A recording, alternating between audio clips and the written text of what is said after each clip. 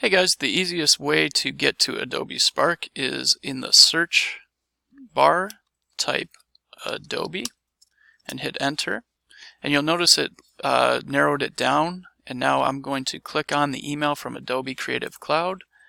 It has a Get Started button, and you're going to want to click that button next. It's going to bring up a screen like this. You're going to click the Continue with Google option. Then you're going to select your account when it shows up. Then in the upper right hand corner, you're going to notice just like our Google Apps, they have an Adobe Apps. You're going to click that. Then you're going to notice this big SP. You're going to click that. Then it's going to bring you to this page. You'll barely see it here in the middle where it says Web Pages. You're going to want to click that, and then it's going to bring you to this screen.